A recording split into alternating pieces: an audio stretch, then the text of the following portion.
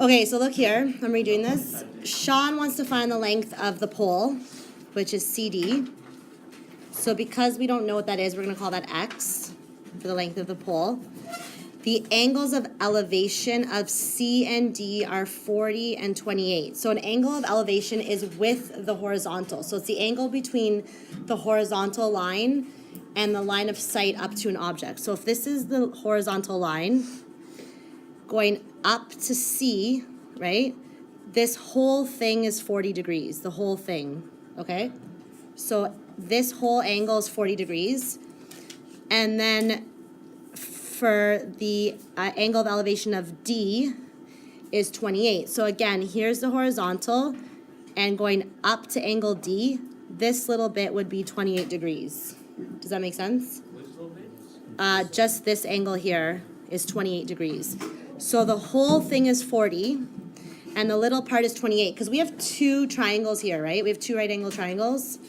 Let's redraw them. It might be easier for you to look at. So I want you to draw triangle ABC. Okay, we know that it's a right angle. What's the length of AB? 40 meters. And the whole thing from the horizontal to angle C going up to the object is 40, okay? And then what's my second triangle? It's this little guy here. It's ABD, okay? And again, this is still 40 meters, and the angle here is what? 28 degrees, okay? So what is the question asking us to find? Length of the pole. The length of the pole. Now the length of the pole, we called it X, okay? But right now, in our diagrams, we don't have CD anywhere, right? What do I have here? I have the building. This is the building. The building plus X is the whole thing, right? It's CB. So if we find CB and we find the building, let's call this Z, okay? Let's call the building Z. The whole thing is Y. Can we find X? Can we find the missing part, the length of the pole? Let's start by finding Y, which is the whole thing, the building. This is the building plus the pole, right? The building plus the pole is the whole thing. So let's find Y to start. So first step, what do we have to label? What are the three sides of a triangle called? Adjacent, opposite, hypotenuse. So if this is the angle we're referring to, is Y adjacent, opposite, or hypotenuse? Okay, so that's opposite.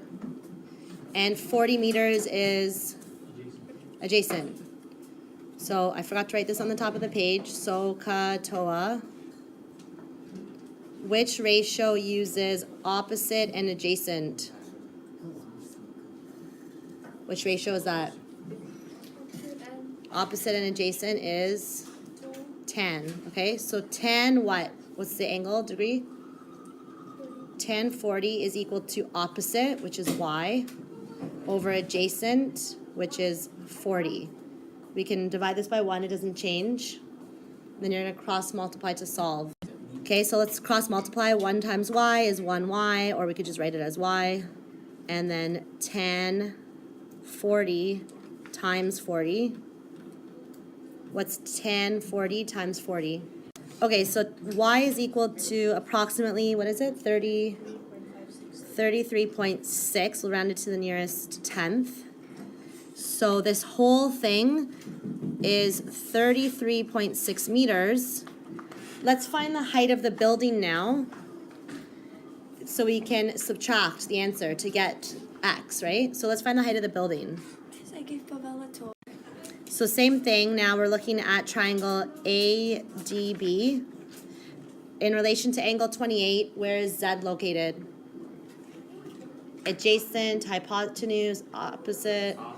Okay, so this is opposite and this is adjacent. So which ratio are we using? The same one.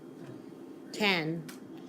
But this time it's 10 28 degrees, right? That's the angle, is equal to what? it's equal to opposite. Look at my diagram. Which side is opposite? Z. Z over which side's adjacent?